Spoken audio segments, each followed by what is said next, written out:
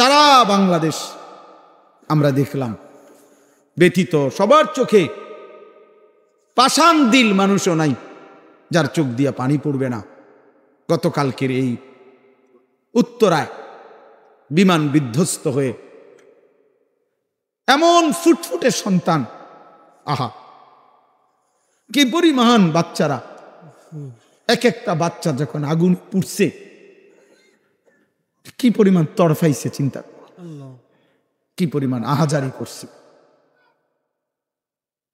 মা বাবা আছে, তারা তো মনে করছে বাবা শহরের মাইলস্টোন স্কুল অ্যান্ড কলেজ অনেক নাম করা, মানে বাংলাদেশে ঢাকার শীর্ষ প্রতিষ্ঠানের মধ্যে এটা একটা অন্যতম, তাহলে অধিকাংশই ধনির দুলাল এবং অধিকাংশই মেধাবী ছেলে পেলে। তাইলে এদের অধিকাংশ বাবা মাই বাচ্চাকে নিজে এসে দিয়ে যায়, আবার নিজেরা এসেই কি করে নিয়ে যায়। নিরাপত্তার জন্যই তো নিজেরা এসে দিয়ে যায়, যে স্কুলে ঢুকায় দিয়ে গেছি, আবার ছুটি হলে নিজেরা এসে নিয়ে যাবে, স্কুলে নিরাপদ।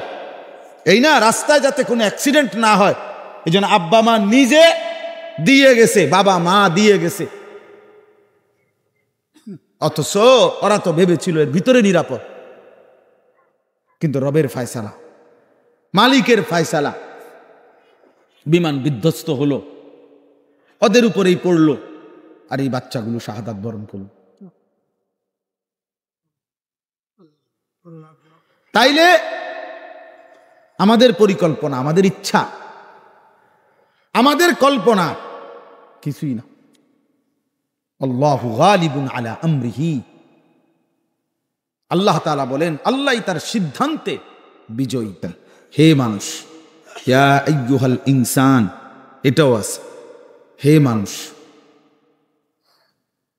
কোরআনুল কারীমের মধ্যে আল্লাহ তাআলা বলছেন কোরআনের ব্যাপারে, এটা হুদাল্লিল মুত্তাকিন, ইমানদার মুত্তাকি যারা তাদের জন্য হেদায়েত।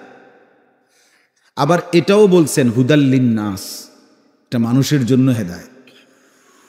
তার মানে কোরআনুল কারীম প্রকৃত অর্থে গোটা বিশ্ব মানবতার জন্য, পৃথিবীর সমস্ত মানুষের জন্য, সর্বযুগে সর্বকালে সব অঞ্চলে সব ভাষাভাষী মানুষের জন্যই কোরআন।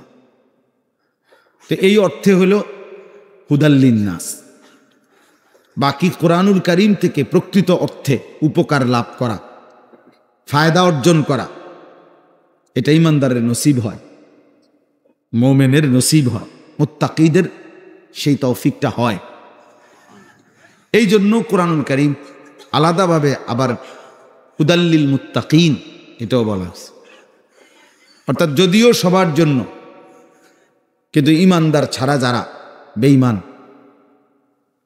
তারা কোরআনুল কারীম হেদায়েতের নিয়তে গ্রহণ করতে চায় না, করে না।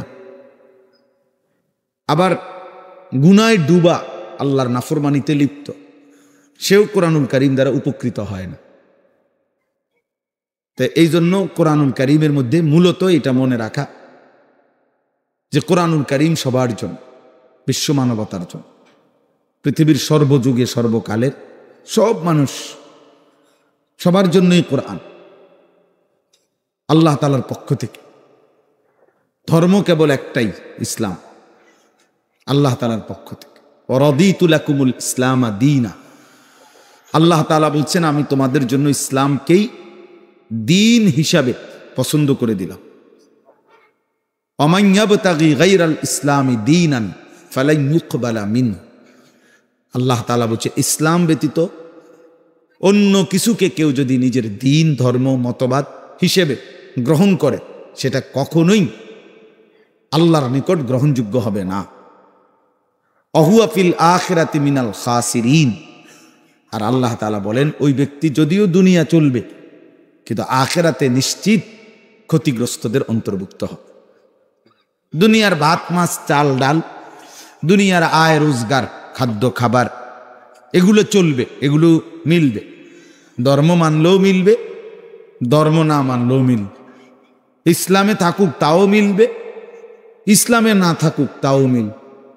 দুনিয়াবি রিজিক আল্লাহ তাআলা সবাইকে দেয়, ডাকলেও দেয়, না ডাকলেও দেয়, সেজদা দিলেও দেয়, সেজদা না দিলেও দেয়। যার ফলে ইমানদার কাফের, বেঈমান, মুশরিক, ইয়াহুদি, হিন্দু, বৌদ্ধ, নাস্তিক, মুরতাদ, যে টোটালি আল্লাহকেই স্বীকার করে না, দেয়ার ইজ নো গড, এমন মানুষ আছে যাদের বক্তব্য এটা, আল্লাহ বলতে, ঈশ্বর বলতে কিছুই নেই। নাউযুবিল্লাহ। তো এমন মানুষদেরকে আল্লাহ তাআলা দুনিয়া ভোগ করে। কুলু ওয়া তামাত্তাউ কালিলান ইন্নাকুম মুজরিমুন। আল্লাহ তাআলা বলেন, তোমরা পাপী হওয়া সত্ত্বেও কিছুক্ষণের এই দুনিয়া খাও, ভোগ কর, আমি দিলাম আমি। শুধু মনে রেখো, ইন্নাকুম মুজরিমুন, তোমরা কিন্তু পাপী। আর খুব দ্রুত, অল্প সময়ের ব্যবধানে হাসরের ময়দানে টের পাবা আমি আল্লাহ তাআলার আচক। সেদিন আলাদা হবে, আজ সবাই ভোগ করো।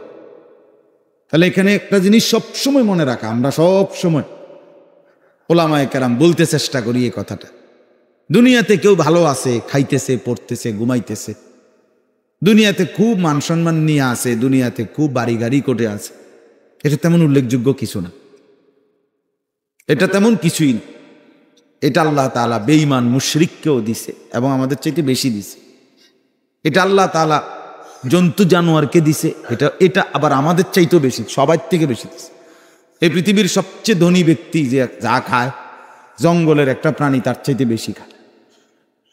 এই পৃথিবীর সবচেয়ে ধনীরা যা ভোগ করে, একটি চতুষ্পদ জন্তু প্রাণী তার চাইতে বেশি ভোগ করে, তার চাইতে বেশি ভোগ করে। তাইলে একটি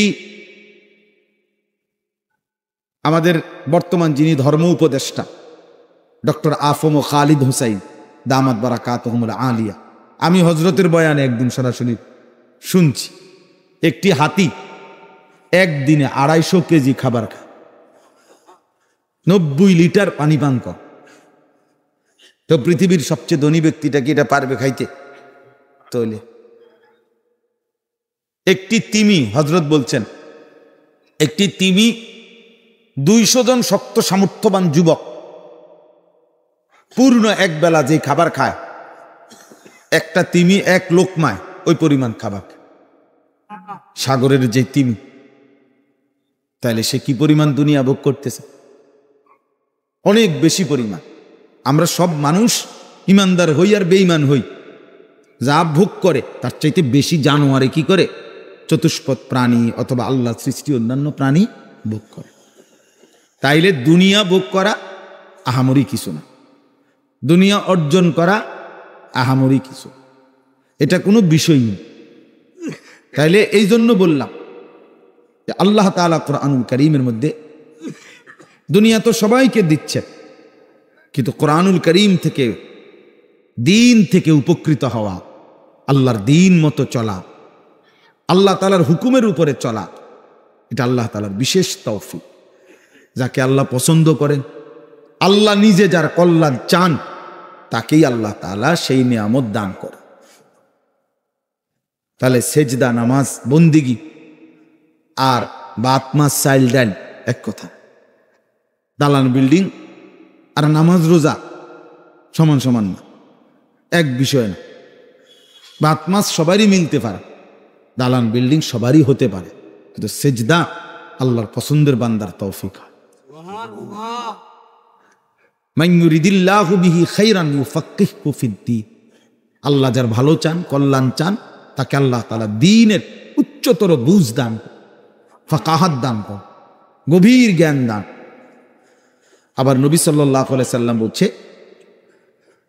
ইজা আরাদাল্লাহু বিআবদিন খাইরান ইস্তামালাহু।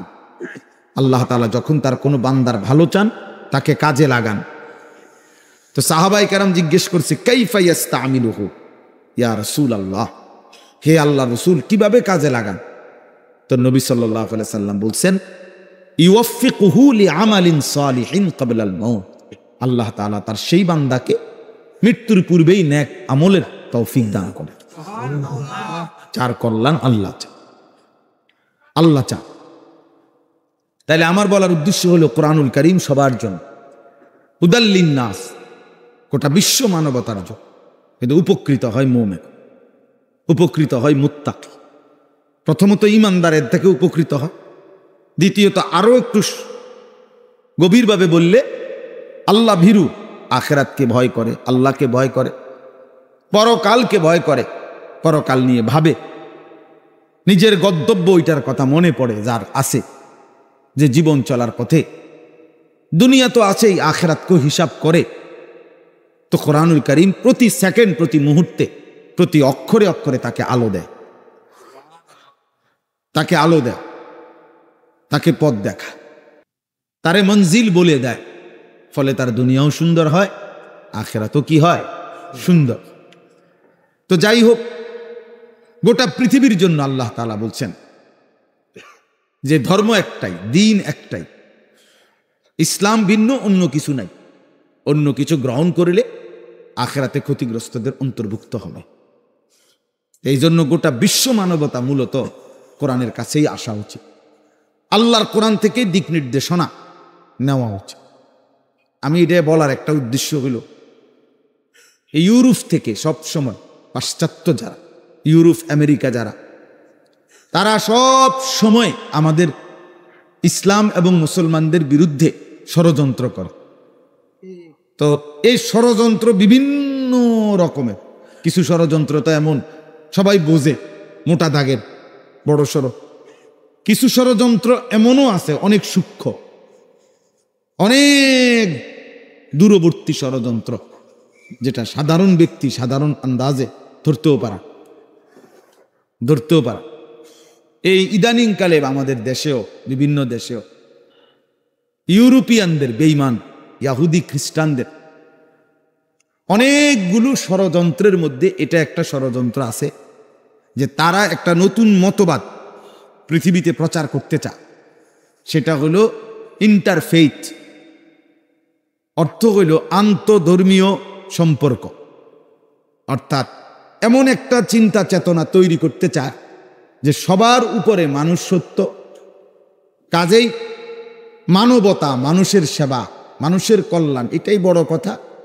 আর প্রত্যেক ধর্মই স্ব স্থানে সঠিক, প্রত্যেক ধর্মেই ধর্মের ভালো কথাগুলো অনুসরণ করলে ঈশ্বরকে মিলবে, পরকালকে মিলবে। তাইলে এরা এটা বুঝাইতে চায় যে প্রত্যেক ধর্মই স্ব স্থানে কি সঠিক, প্রত্যেক ধর্মই সঠিক, সব ধর্ম ভালো কথাগুলো যদি শুনে মানে কেউ নিজ নিজ ধর্মে থেকে, তাহলেই ঈশ্বরকে পাওয়া যাবে, মানে আল্লাহকে পাওয়া যাবে, পরকালে শান্তি স্বর্গ এটা মিলে যাবে। অতএব প্রত্যেক ধর্মাবলম্বীরাই একসাথে বসে নিজ নিজ ধর্মের ভালো কথাগুলো একে অপরের কাছে প্রচার করা, লেনদেন করা উচিত। বুঝছে? এইটা নিয়ে বাংলাদেশও বারবার সেমিনার হয় জায়গায় জায়গায়। এই কিছুদিন আগেও আমি বাংলাদেশের এক জেলার থেকে আমার কাছে কাগজ পাঠাইছে অনেকগুলো। আপনার ইসলাম ধর্মীয় কিছু ব্যক্তিকে রাখছে সেখানে, যেভাবে হোক, প্রলোভন দিয়া হোক, ষড়যন্ত্র করে হোক, ভুল বুঝাইয়া হোক, টাকা দিয়া হোক, যাই হোক, মানে বিভিন্ন ধর্মাবলম্বীরা তারা একসাথে বসবে, প্রত্যেক ধর্মই ঠিক, সবাই সবাইটা মেনে ভালো কথা প্রচার করবে। সর্বশেষ সিদ্ধান্ত হইল, মানে আমি সংক্ষেপে বলতেছি, এর শেষ কথা হইল, চূড়ান্ত টার্গেট হইল যে এমন ধর্মীয় উপাসনালয় তৈরি করা যে এইখানে এটা একটা ধর্মীয় উপাসনালয়, এখানে মুসলিম মুসলিমের টাইমে ইবাদত করবে, হিন্দু হিন্দুর টাইমে ইবাদত করবে, ইহুদি ইহুদির ইবাদত করবে, প্রত্যেকেই নিজ নিজ ধর্ম চর্চা করবে, কেউ কাউরে কোনো কিছু ক্ষতিগ্রস্ত বাধাগ্রস্ত করবে না। এরকম একটি টার্গেট চূড়ান্ত পর্যায়ে পৌঁছানো, এই নিয়ে এই আন্তধর্মীয় সংলাপ, সেমিনার অনেক কিছু ফাঁকে ফাঁকে বাংলাদেশে হচ্ছে, বিভিন্ন দেশে হচ্ছে। এর অর্থ হইল ইসলাম এবং অন্যান্য ধর্মাবলম্বীকে সমান সমান বানায় দাও। অথচ আল্লাহ তাআলা কুরআনুল কারীমে বলছে ইসলাম বিহীন অন্য কিছু নাই। রাসূলুল্লাহ সাল্লাল্লাহু আলাইহি ওয়াসাল্লাম বলছে, লাউ কানা মূসা হাইয়ান লামা ওয়াসিআহু ইল্লা ইত্তিবাই। আজ যদি মূসা বেঁচে থাকতো, মূসা নবী, তাহলে সেই মূসাও আমি রসুলকেই অনুসরণ করতে হতো, অনুসরণ করতে হইতো। এজন্য নওজোয়ান ভাই যারা বিশেষ করে ইউনিভার্সিটি কলেজ পড়ো, ওদের এটা ভাবা উচিত, জানা উচিত। দিন দিন আমাদের দেশে ইদানিংকালে আইসা ছেলে মেয়ের মেলামেশা, চলাফেরা, একসাথে সহাবস্থান চলতে চলতে একটা পর্যায়ে এখন আইসা এখানে আসছে যে অসংখ্য ছেলে মেয়ে এমনও আছে যারা মুসলিম মেয়ে, কিন্তু তার প্রেম ভালোবাসা, অবৈধ যত সম্পর্ক হিন্দু ছেলের সাথে, হ্যাঁ হ্যাঁ, ব্যাপকভাবে বেড়ে যাচ্ছে বাংলাদেশে। তারে বুঝাইছে সবার উপরে মানুষ সত্য, সে মানুষ। এখানে ধর্ম মুখ্য না, মানুষ মুখ্য, মানুষ বড় কথা। হিজাব পড়ুয়া মানে বোরখা পড়ুয়া, মুখ ঢাকা মেয়ের পাশে, আমার বাংলাদেশের একজন প্রসিদ্ধ ব্যক্তি ছবিটাও দেখাইছে যে সে কলেজের অথবা পার্কের কোনো এক পাশে বসে একটা ছেলের সাথে, যে তার প্রেমিক, তো ওই ছেলেটার হাতে পরিষ্কার লাল সুতা তার বাঁধা এবং সে হিন্দু, তার সাথে এই হিজাবি মুসলিম মেয়ে সম্পর্ক। তারা জিজ্ঞাসা করছে যে তো তুমি একজন মুসলিম মেয়ে হয়ে কিভাবে তার সাথে সম্পর্ক তোমার? সে বলছে সে মানুষ কিনা বলো। তার চেতনা এইভাবে ব্রেন সাফ করা হয়েছে যে সে এটা বুঝে নিছে যে মানুষ।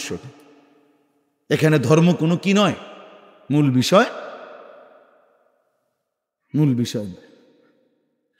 অথচ কোরআনুল কারীমের মধ্যে আছে নূহ আলাইহিস সালাম তার ঈমানবিহীন সন্তানের জন্য যখন ডুবে যায় হাত তুলে দোয়া করতে চাইছিলেন, দোয়া করছিলেন, রব্বি ইন্না ইবনি মিন আহলি। ওই কেনান এই ছেলেটা যখন ডুবে যাচ্ছিল, তো নূহ আলাইহিস সালাম হাত উঠাই আল্লাহর কাছে বলছিলেন, আল্লাহ এটা আমার সন্তান। ওয়া ইন্না ওয়াদাকাল হক, আপনার ওয়াদাই সত্য। ওয়া আনতা আহকামুল হাকিমিন, আপনি সবচেয়ে বড় উত্তম ফয়সালাকারী। কিছু বলে নাই, এ কদ্দুর কথাই কইছে এটা আমার সন্তান। বাকিটার বলে নাই যে মাফ করে দেন, ছাইরা দেন, তারে বাঁচাইয়া দেন, এদ্দুরও কিচ্ছু বলে না, শুধু কথা এদ্দুরে বলছে। কোরআনুল কারীমের মধ্যে আছে আল্লাহ তাআলা সাথে সাথে আল্লাহ তাআলা বললেন, ইয়া নূহ ইন্নাহু লাইসা মিন আহলিক, হে নূহ সাবধান, এটা তোমার সন্তান নয়, এ তোমার ফ্যামিলি নয়। ইন্নাহু আমালুন গায়রু সালিহ, এটা বদ আমল, বে আমল সন্তান, তার প্রতিটা আমল গায়রু সালেহ। আমরা যে আমলে সালেহ কই না, নেক আমল, তার প্রতিটা আমল বদ আমল। অতএব বদ আমল নাফরমান তোমার সন্তান হতে পারে না। এরপরেই শব্দটাই হলো ফালা তাসআলনি, এমন নাফরমান সন্তানের কাছে তুমি আমার কাছে কিছু চেয়েও না। তাহলে আল্লাহ তাআলা বলছেন রক্তের বন্ধনের চাইতে ঈমানের বন্ধন বড়। রক্তের বন্ধনের চাইতে কিসের বন্ধন বড়? হ্যাঁ, কোরআনুল কারীমের মধ্যে আছে নবী সাল্লাল্লাহু আলাইহি ওয়াসাল্লাম তার চাচা আবু তালেব, যিনি 38 বছর, 12 বছর বয়স থেকে 50, নবীজি সাল্লাল্লাহু আলাইহি ওয়াসাল্লামের বয়স যখন 50, তখন এই আবু তালেব ইন্তেকাল করছে, নবীজির চাচা। আর 12 বছর বয়সে এই ভাতিজার দায়িত্ব উনি নিছিলেন, মানে নবী সাল্লাল্লাহু আলাইহি সাল্লামের। অথবা কোনো বর্ণনা আছে 8 বছর, তো 8 বছর হোক আর 12 বছর হোক, তাহলে 12 থেকে 50 কত? 38 বছর। 38 বছর। আর যদি 8 বছর থেকেই ধরেন তাহলে আরো 4 বছর ধরবেন, প্রায় 42 বছর। আপনি 38-এ ধরেন, এই 38 বছর যাবত নবীজি সাল্লাল্লাহু আলাইহি সাল্লামের অভিভাবক ছিলেন এই চাচা, কিন্তু কালেমা পড়ে নাই নাকি? আপনারা জানেন তো এটা। তো নবীজি সাল্লাল্লাহু আলাইহি সাল্লাম সর্বোচ্চ চেষ্টা করছে কালেমা পড়াবার, চোখের পানি ফেলছে, কালেমা পড়ে না। এরপরে যখন ইন্তেকাল করছে আবু তালেব, দাফন করে নবী সাল্লাল্লাহু আলাইহি সাল্লাম চাচার মাগফিরাতের জন্য, চাচারে যেন আল্লাহ মাফ করে দেয় কবরের আযাব, এই জন্য নবীজি হাত তুলছিলেন দোয়া করতে। কোরআনুল কারীমের মধ্যে আছে সাথে সাথে আল্লাহ তাআলা আয়াত নাজিল করে নিষেধ করছে, মা কানা লিন-নাবিয়্যি ওয়াল্লাযীনা আমানু আন ইস্তাগফিরু লিল মুশরিকিন ওয়ালাউ কানু উলি কুরবা মিন বা'দি মা তাবায়্যানা লাহুম। অর্থাৎ আল্লাহ তাআলা বলে কোন নবী এবং তার ঈমানদারের জন্য এটার অনুমতি নাই আন ইস্তাগফিরু লিল মুশরিকিন, কোন মুশরিকের জন্য ইস্তিগফার করবে, ক্ষমা প্রার্থনা করবে, ওয়ালাউ কানু উলি কুরবা, যদিও তারা নিকটাত্মীয় হয় তবুও অনুমতি নাই, অনুমতি নাই। যখন এই কথা স্পষ্ট হলো আন্নাহুম মিন আসহাবিল জাহিম, এরা জাহান্নামী বেঈমান, তার জন্য কোনো রাসূল সাল্লাল্লাহু আলাইহি সাল্লামকে বলছে অনুমতি নেই, সুপারিশ নেই। চাচা তাহলে আমি কে, আপনি কে? নূহ আলাইহিস সালামকে যদি নিষেধ করে সন্তানের ব্যাপারে হাত তুলতে, রাসূল আকরাম সাল্লাল্লাহু আলাইহি সাল্লামকে যদি নিষেধ করে চাচার জন্য হাত তুলতে, আমি কে? যাই হোক, এটা লম্বা করলাম না। অর্থ হলো এই কথা বুঝানো, বাপ তোমরা ছেলেরাও বাবারাও আপনারা সবাই মিলে আপনারা আপনাদের সন্তান দাজ্জাল আসলে ঈমান হারাবে প্রকৃত অর্থে, কিন্তু এখনই লক্ষ্য করা উচিত, এখনই চলাফেরা জীবন, বিশ্বাস, চেতনা, অনুভূতি, বিশ্বাস, এর মধ্যে আমাদের হাজারো মানুষের মুসলিম নামধারী, শিক্ষিত নামধারী এমন অসংখ্য ব্যক্তি আছে যাদের কথা, যাদের অভিব্যক্তির দ্বারা বহু আগেই ঈমান হারায় ফেলছে, খবরও না। এমন শব্দ, এমন বাক্য, এমন বিশ্বাস, এমন বোধ লালন করে যার দ্বারা ঈমান হারা হয়ে যায়, ঈমান হারা হয়ে যায়। কোরআনুল কারীমের মধ্যে আল্লাহ তাআলা বলছেন, সূরা হুজরাত আছে একটা সূরা, ওই সূরার মধ্যে আছে আল্লাহ তাআলা ঈমানদারদেরকে সতর্ক করছে। সমস্ত ঈমানদারদেরকে আল্লাহ বলছে, সাবধান, আমার বন্ধু আমার রাসূলের আগে বাইরো না, আমার রাসূলের উপরে শব্দ বড় করো না, আমার রাসূলকে, বন্ধুকে নিজেদের মতো করে ডাকাডাকি করো না। আল্লাহ তাআলা বলছে, এই সামান্য ভুলের জন্য নবীর আগে বাড়লা, নবীর চাইতে আওয়াজ বড় করলা, নবীরে নিজেদের মতো খামখেয়ালির মতো ডাক দিলা। আল্লাহ তাআলা বলেন, এই সামান্য বেয়াদবির কারণে হতে পারে আন তাহবাতা আমালুকুম ওয়া আনতুম লা তাশউরুন, তোমার পুরা জিন্দেগীর সমস্ত আমল শেষ হয়ে যাবে, বরবাদ হয়ে যাবে, অথচ তুমি জানবেও না। ওয়া আনতুম লা তাশউরুন, অথচ তুমি টেরও পাবে, অথচ তুমি টেরও পাবে, তোমার খবরও নাই যে তোমার যে ঈমান নেই, তোমার খবরও নাই তোমার যে কোনো আমল শূন্য হয়ে গেছে, ডুলার নিচে যে কোনো খালি মাছ যে সব পড়ে গেছে, সারা রাতের মাছ। আমরা গ্রাম দেশে আগে বলতো ডুলা বলে, আরে আগের দিনে যে জাল ফেলতো তো সাথে ছোট্ট বাঁশ দিয়ে বানানো ডুলা, বলতো যে মাছ দিত আর কি, তো ডুলার নিচে ছিদ্র, সারা রাতে মাছ ধরছে, সকালে দেহের ভিতরে কোনো কি নাই, মাছ নাই। কেন নাই? নিচে যে ডুলা, তলা নাই, তলাবিহীন ঝুড়ি। এই জন্য বাপ, একজন সন্তান, একজন বাবা, স্ত্রী, ছেলে মেয়ে প্রথম সম্পদ, প্রথম হেফাজত, প্রথম সংরক্ষণ, প্রথম নজরদারি ঈমান। এই কায়নাতের সর্বশ্রেষ্ঠ সম্পদের নাম ঈমান। শ্রেষ্ঠ সম্পদের নাম কি? আল্লাহকে চিনা, আল্লাহকে নিয়ে থাকা, আল্লাহকেই পাওয়া, আল্লাহকেই বোঝা। দুনিয়া চাহিদা মতো আল্লাহর কসম মিলবে না, হয় না, হয় না। কারো কোনো পরিকল্পনায় দুনিয়া চলে না, রব্বুল আলামিনের ইচ্ছায় দুনিয়া চলে। এই জন্য কতজনের কত স্বপ্ন নিমিষেই হারিয়ে যায়, হারিয়ে যায়। সারা বাংলাদেশ আমরা দেখলাম ব্যথিত, সবার চোখে পাষাণ দিল মানুষও নাই যার চোখ দিয়া পানি পড়বে না।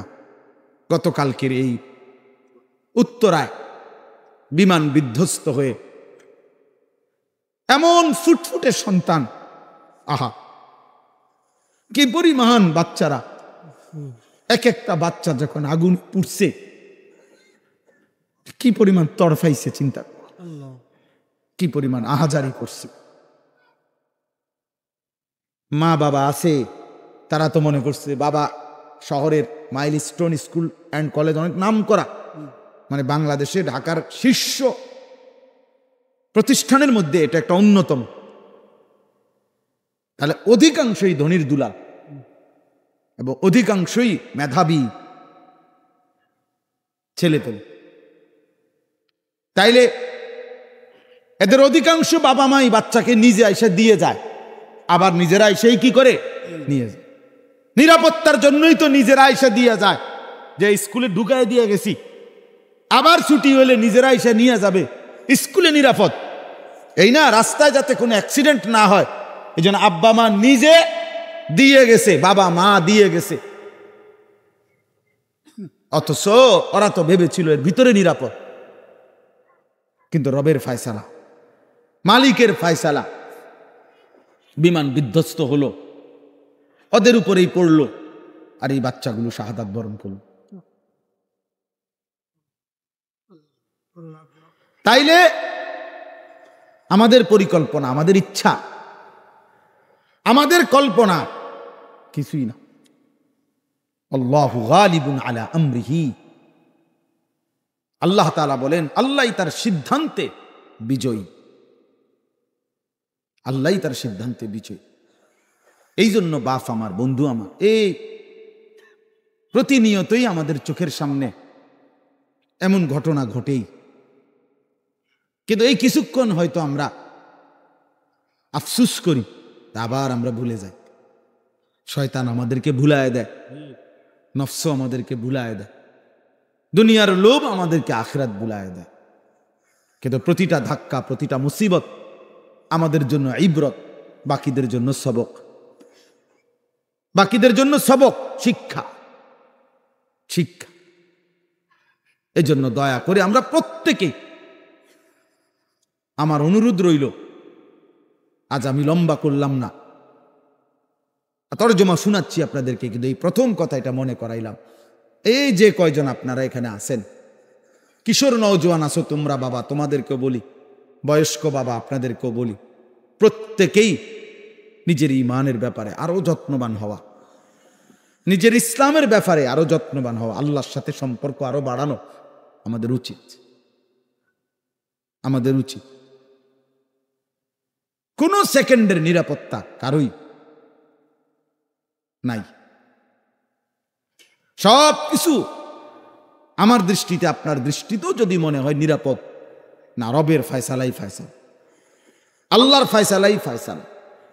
এই জন্য নিজ নিজ ছেলে মেয়ের, স্ত্রী সন্তানের, নিজের ঈমান, আমল, আখিরাত, পরকাল, এটা বাদ দিয়া ভুলে গিয়ে শুধু দুনিয়ার ব্যস্ততার মধ্যে ঢুকে পড়া, ব্যস্ত হয়ে পড়া উচিত না, উচিত না। আল্লাহ তাআলা আমাদেরকে আখিরাতের ফিকির দান করেন। আল্লাহ তাআলা আমাদেরকে আমাদের ঈমান, আমাদের ইসলামকে মজবুতভাবে চেনার, বুঝার, মজবুতভাবে ধরে রাখার তৌফিক দান করেন। নিজের মেয়েটার দিকে খেয়াল রাখেন, নিজের ছেলেটার দিকে খেয়াল। ওরে পড়তে দিছি, ও মাশাআল্লাহ পড়ে, আমার দায়িত্ব শুধু টাকা দেওয়া না, এত বেওকুফ মুসলমান মা বাপ হয়। শুধু টাকা দেওয়া জিম্মাদারি না, তার আখলাকের দিকে খেয়াল করা, তার চলাফেরার দিকে খেয়াল করা, তার চোখ চেহারার দিকে খেয়াল করা, তার উঠা বসা নড়াচড়ার দিকে খেয়াল করাও একজন ইমানদার অভিভাবকের জিম্মাদারি, উচিত, এটা উচিত। আমার সন্তানের জীবন কোন দিকে যাচ্ছে, আগামী দিনে তার ভিতরে কি অনুভূতি, বোধ, চেতনা তৈরি হচ্ছে, আল্লাহ আমাদেরকে বুঝার তৌফিক দান করুন।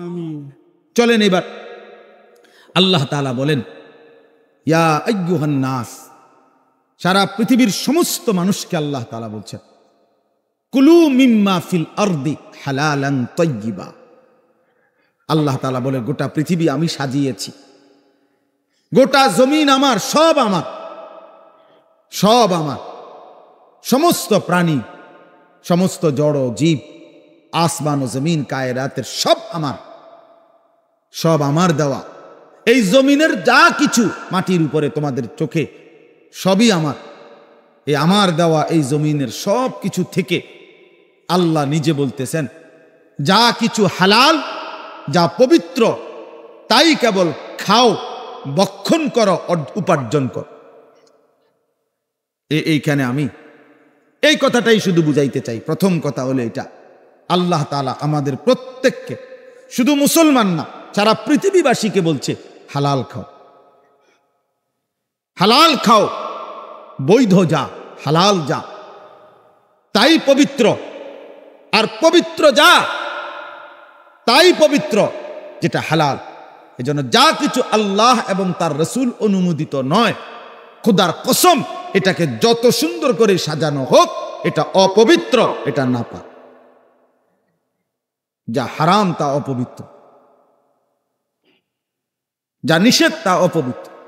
এবং তাফসীরের মধ্যে এটা আছে, যত কিছু হালাল আল্লাহ প্রদত্ত, তার মধ্যে পৃথিবীর শ্রেষ্ঠ গবেষণা করেও মানব দেহ, শরীর, পরিবেশের জন্য ক্ষতিকারক কোনো উপাদান বা ক্ষতিকারক কোনো দৃষ্টিভঙ্গি সেখান থেকে পৃথিবীর কেউ কশ্চিনকালেও ইসরাফিলের ফু পর্যন্ত বের করতে পারবে। আর যা কিছু আল্লাহ এবং তার রাসূল হারাম করেছেন, তার মধ্যে অবশ্যই মানবতার জন্য, পরিবেশের জন্য, দেশ, জাতি, সমাজের জন্য ক্ষতিকারক উপাদান আছেই আছে, আছেই আছে। এই জন্য আল্লাহ তাআলা বলেন, কুলু মিম্মা ফিল আরদি হালালান তাইয়্যিবা। এই জন্য এই একটা গুরুত্বপূর্ণ বিষয় আমাদের জন্য, যে আকলে হালাল, কাসবে হালাল।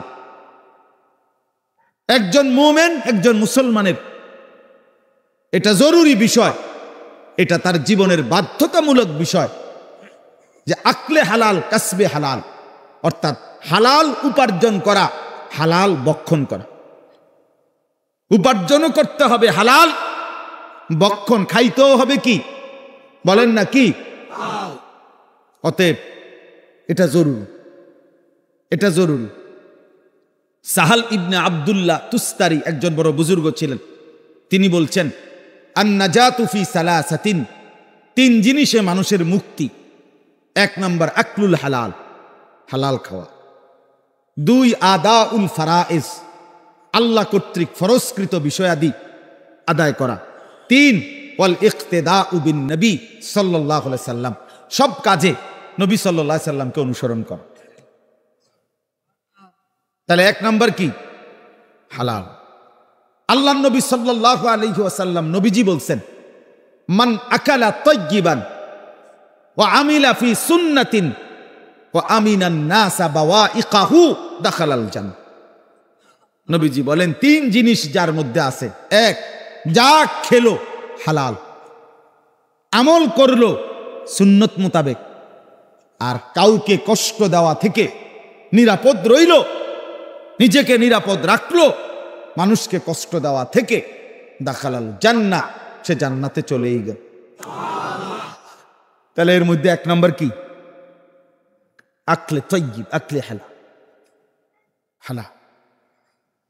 রাসূলুল্লাহ সাল্লাল্লাহু আলাইহি ওয়াসাল্লামের একজন সাহাবী সাদ ইবনে আবি ওয়াক্কাস রাদিয়াল্লাহু তাআলা আনহু, সাদ ইবনে আবি ওয়াক্কাস, বেহেশতের সুসংবাদ প্রাপ্ত 10 জন সাহাবী আছে একসাথে, নবীজি যাদেরকে এক মজলিসে বেহেশতের সুসংবাদ দিছিলেন।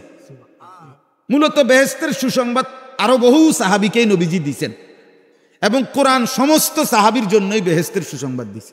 ওয়া কুল্লাম ওয়া'দাল্লাহুল হুসনা, আল্লাহ বলছে আমি সব সাহাবীর ব্যাপারে আমি আল্লাহ হুসনা, উত্তম ফয়সালা, জান্নাতের ওয়াদা দিলাম। কিন্তু ওই এক মজলিসে, মানে এক বসায় একবারে নবীজি এই 10 জনের নাম বলছিলেন আর কি। এই জন্য ওনাগরে কি কয়, আশারায়ে মুবাশশারা বলে। এর মানে এই না যে সাহাবীদের মধ্যে কেবল এই 10 জন জান্নাতি, এটা না। মানে ওনাগরে এক বয় একদিন কইছিল এই 10 জনের নাম, এর মধ্যে ইনি একজন, এই সাদ ইবনে আবি ওয়াক্কাস রাদিয়াল্লাহু তাআলা আনহু। তো তিনি একদিন নবীজিকে বলছেন, ইয়া রাসূলুল্লাহ, আপনি আমার জন্য এমন একটা দোয়া করে দেন যে আমি যাই দোয়া করি আল্লাহ যেন আমারে মুস্তাজাবুদ দাওয়া, আমার দোয়া আল্লাহ সব কবুল করবে, এভাবে যেন আল্লাহ আমারে বানাইয়া দেয়। আমনে আমার লেগে এই দোয়াটা করে দেন, আল্লাহ যেন আমারে মুস্তাজাবুদ দাওয়া বানায় দেয়।